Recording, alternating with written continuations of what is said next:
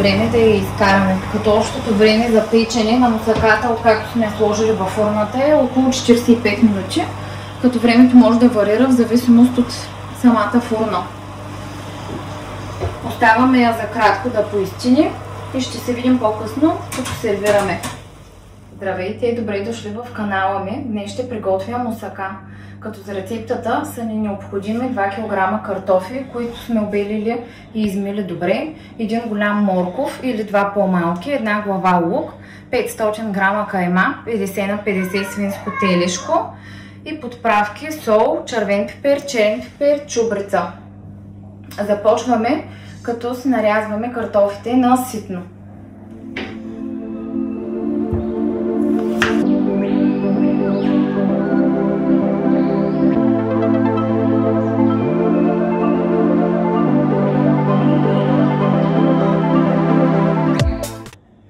След като съм нарязала картофите, съм ги измила добре, като съм сменила водата поне 2-3 пъти и ги оставям накиснати, за да не почернеят. След това продължаваме с нарязването на следващите продукти. Започваме с моркова, като също режеме на не много ситни парченца, купчета.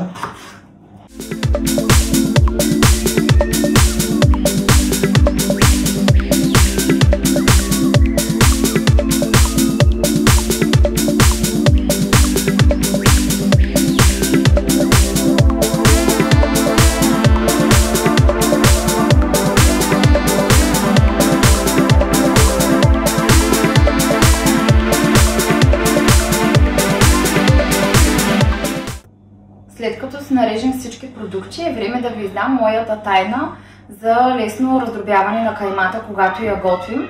В една купа слагаме каймата.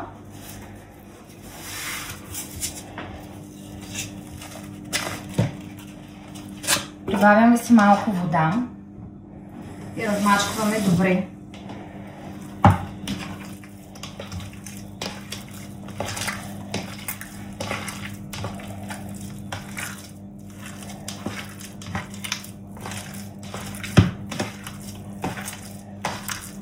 След като поеме водата, ако има нужда, добавяме още малко, да стане с консистенция като на размекнат пастет.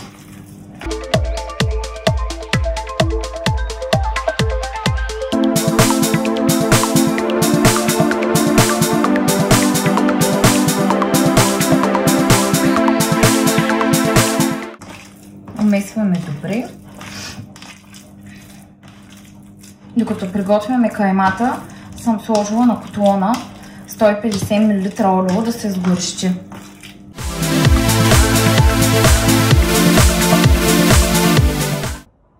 Към сгорещеното олио прибавяме лука и моркова. Запързваме, докато лука стане прозрачен.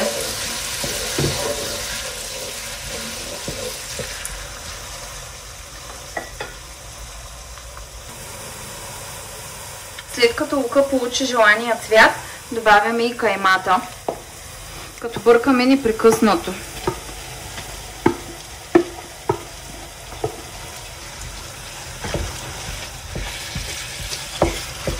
Сега ще видите колко лесно се раздробява.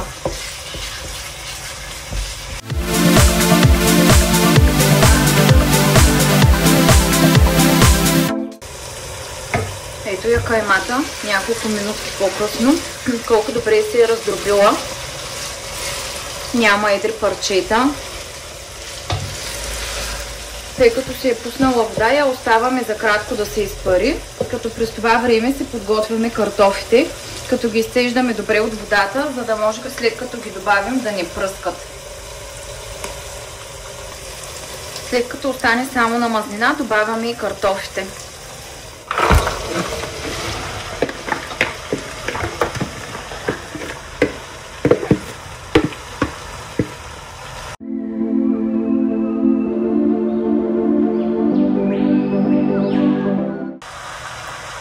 Оставяме да се запържи за кратко, след това добавяме подправките, И продължаваме да готвим на котлона, докато картофът се изготви. Умикне добре. И след това прехвърляме в тавичка.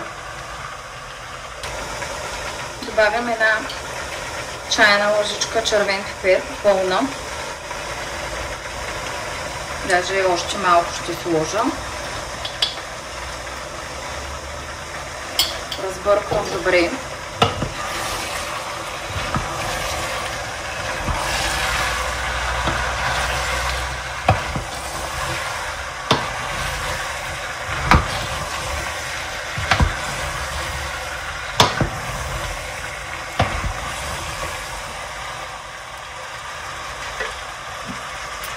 След това сол.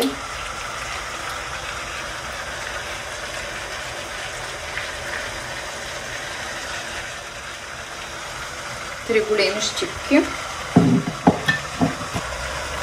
Малко черен пипер.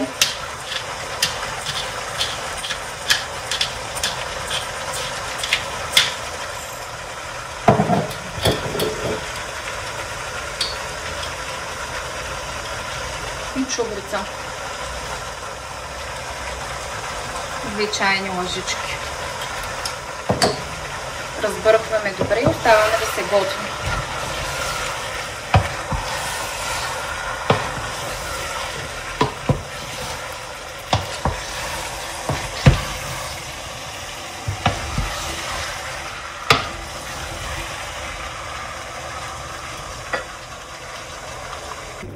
След като картофите са умекнали добре, изсипваме в тавичка с диаметър 30 см.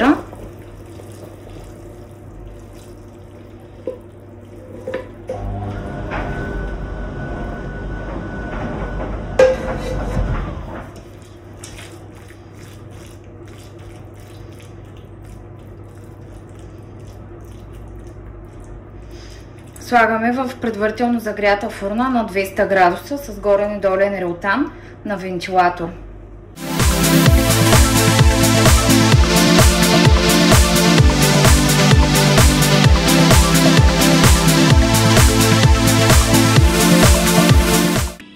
За приготвяне на полива за мусаката са ни необходими 5 яйца, една кофичка кисело мляко и малко олио.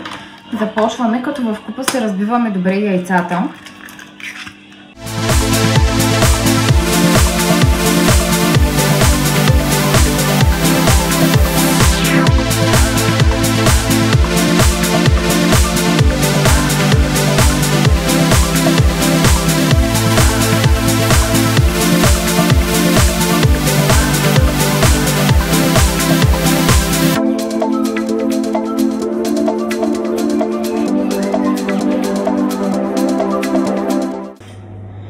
След като мусаката е хванала желаната от нас коричка, изливаме полива и продължаваме да печем до златист загар.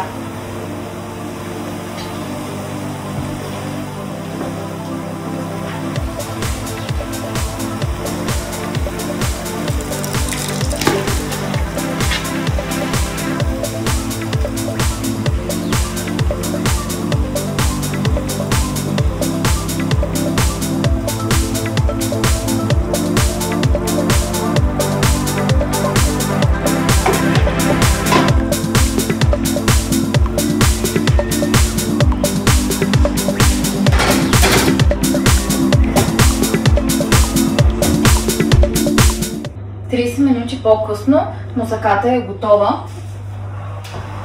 Полива е хванал златиста коричка и е време да я изкараме. Като общото време за печене на мусаката, откакто сме сложили във фурната, е около 45 минути, като времето може да варира в зависимост от самата фурна. Оставаме я за кратко да поизчини и ще се видим по-късно, като сервираме. Това е моето предложение за мусака. Надявам се този клип да ви е харесал. Ако това е така, натиснете лайка, абонирайте се за канала и натиснете камбанката, за да получавате известия при нови клипове. Благодаря ви, приятели на видеото.